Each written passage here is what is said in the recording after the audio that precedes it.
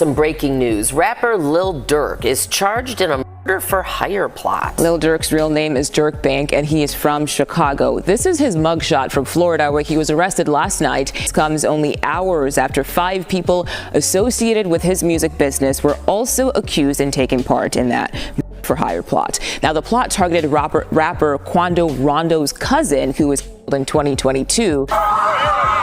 Savannah rapper Quando Rondo, a passenger in that car, frantic at the sight.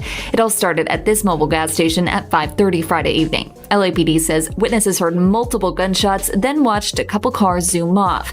Yeah, Rick and Sean, according to GBI, rapper King Von and his group were at Opium nightclub before making their way here to Monaco Hookah Lounge, then to the parking lot where chaos ensued. That's right. It looks like Lil Durk is back in serious trouble with the law. The rapper was arrested on suspicion of having a relationship with the King of Warriors' cousin in 2022. If this is true, Durk's past may have finally caught up with him in a big way. Breaking news. Rapper Lil Durk is charged in a murder for hire plot. Lil Durk's real name is Durk Bank, and he is from Chicago. This is his mugshot from Florida, where he was arrested last night. So things came to a head on Thursday when 5 people connected to the cousin of King of Warrior Rondo were arrested by federal police in Chicago. Kayvon London Grant, DeAndre Dell Wilson, David Keith Jones, E. Brian Lindsay, ASA Houston, and others are now being charged with a wide range of major crimes, from planning to commit murder to having weapons on them. He is from Chicago. This is his mugshot from Florida, where he was arrested last night and is being held without bond. This comes only hours after 5 people associated with his music business were also accused. Prosecutors believe these 5 suspects are connected to Lil Durk's OTF crew, and their case points to some incriminating evidence. They say flights and rental cars for these men were booked using an OTF-linked credit card and even suggest an unnamed OTF member tempted people with big music opportunities for anyone willing to go after Quando Rondo. For a bit of background, this all goes back to August 19, 2022, when Quando Rondo and his entourage were ambushed at a Beverly Grove gas station in Los Angeles around 5:30 p.m. Quando managed to walk away unscathed, but sadly his cousin Savi Aya Robinson lost his life in the attack.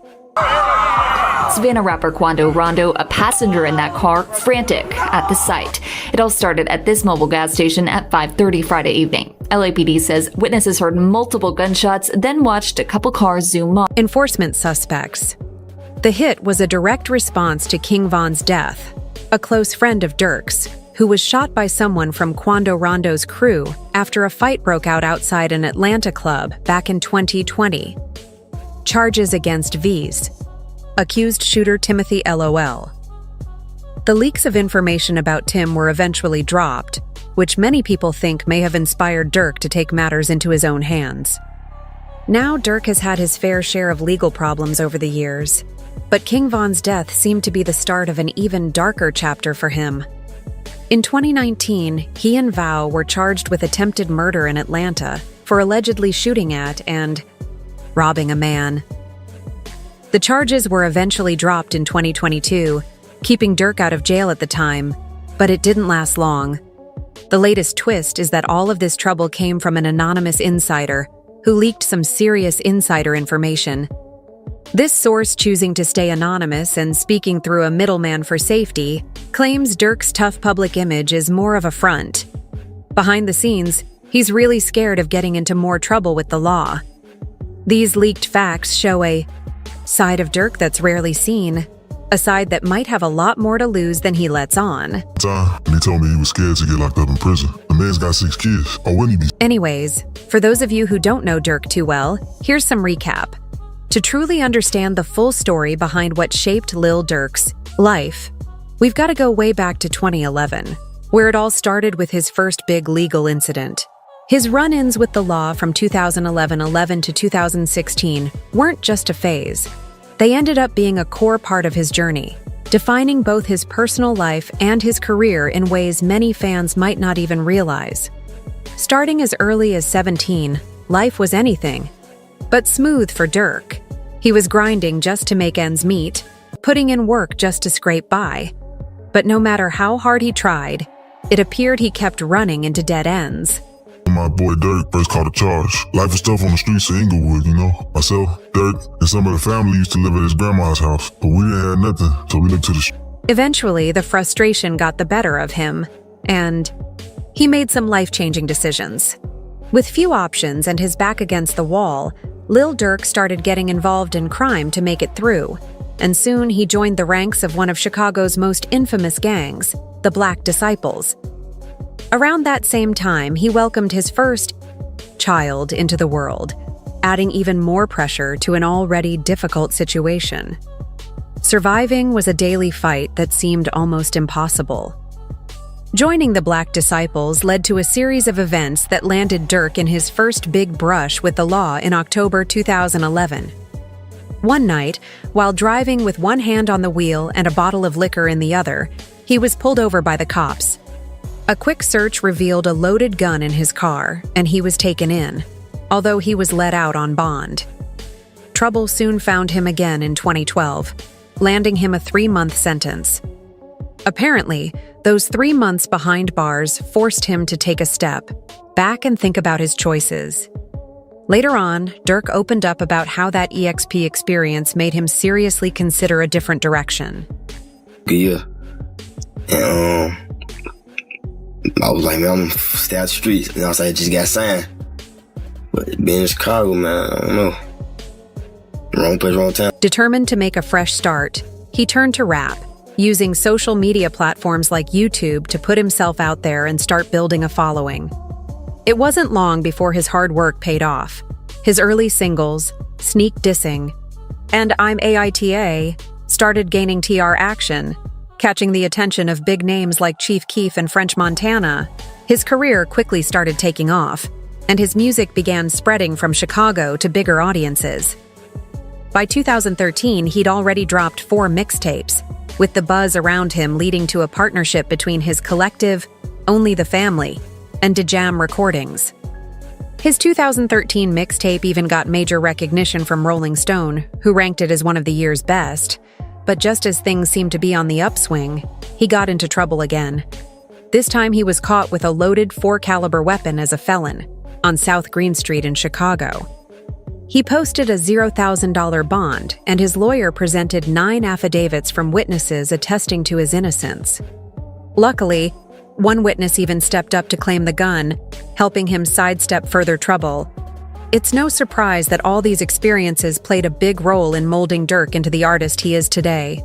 Through the highs and lows, he kept pushing forward, pouring his journey and struggles into his music, giving fans a real glimpse into the hardships that made him who he is. After spending over a month locked up, Durk got back out and didn't waste any time getting back to his music. But as his fame continued to grow, so did the street-level attention, especially from rival gang members who didn't appreciate his rising profile. Between 2014 and 2015, he was constantly under threat, dealing with violent encounters and suffering heartbreaking losses. One of the most devastating blows came on May 31, 2014, when his cousin OTF Nuno was fatally shot and had just signed a record deal 2 days before he was offed. He tried to escape the ambush by driving off, but sadly crashed into a storefront, losing his life at only 21 years old. Beat the charge, and he hit the studio. Bro wasn't slowing down at all. He got so good in the rap game that our ops started coming for the family. They was determined to keep moving forward that same year. XXL named him as one of their freshman class of 2014. A recognition that seemed to signal a better future, but his challenges didn't stop there. In 2015, he faced another gut-wrenching loss when his close friend and manager OTF Chino was offed. Chino wasn't just a boss to Durk, he was family. Durk clearly remembers that painful day, March 27, 2015, when he was in the studio and got the call that Chino had been offed only 10 minutes after they'd last spoken. Like, how long ago did you talk to him? Like, how before it actually happened? Like 10 minutes. 10 minutes? 10. Even with all the heartbreak, gang rivalries, and legal troubles that seemed to follow him like a shadow, Durk never let anything stop him from pushing forward with his music. He threw himself into his work, going on tour and performing across the country, gaining fans from coast to coast, but his rising fame couldn't keep the street conflicts at bay. In fact, it seemed to pull them close. Gang tensions didn't just stay in Chicago, they followed him everywhere he went. Just before he was set to perform at the Theater of Living Arts in Philadelphia on September 5, 2015, chaos erupted. Shots rang out, and a gunman fired into the crowd, striking Durk's tour bus and hitting a man fatally. The police quickly detained suspects, though Durk wasn't arrested. But the incident was a chilling reminder of how easily violence could reach him, no matter the distance, for the next few years. Durk did his best to steer clear of trouble, but despite trying to keep his head down, he couldn't escape the legal challenges that seemed to be waiting around every corner. By 2019, he found himself facing his most serious charge yet. Ember, this time he wasn't in it alone. His close friend and fellow rapper King Von was right there with him. On February 5, 2019, Durk and Von were reportedly involved in a violent incident that would end up becoming yet another intense and complicated chapter in Durk's already— How come? Because I have nothing to add. Like, I have nothing to run from. Did you do it? Did you shoot this man? Did you commit the other crimes of which you're accused? According to the prosecution on that day, King Von and Durk supposedly targeted a man named Alexander Witherspoon, shooting him in the legs before taking off with $330,000 in cash and his Jeep Cherokee right there in the parking lot. With CCTV footage, witness statements, and more, the evidence seemed stacked high against them. Von was arrested soon after, and Durk turned himself in, leading to both facing attempted charges in court. The case was still underway when tragedy struck, changing everything once again on November 6, 2020. King Von was out in Atlanta, enjoying a night at a club, when what started as a minor argument took a dark turn as the fight spilled outside. A brawl quickly escalated to gunfire, and Von was offed almost instantly in the hail of bullets in that brief, chaotic moment. 2 others lost their lives, and 3 more people, including a police officer, were injured. The loss was devastating for Durk.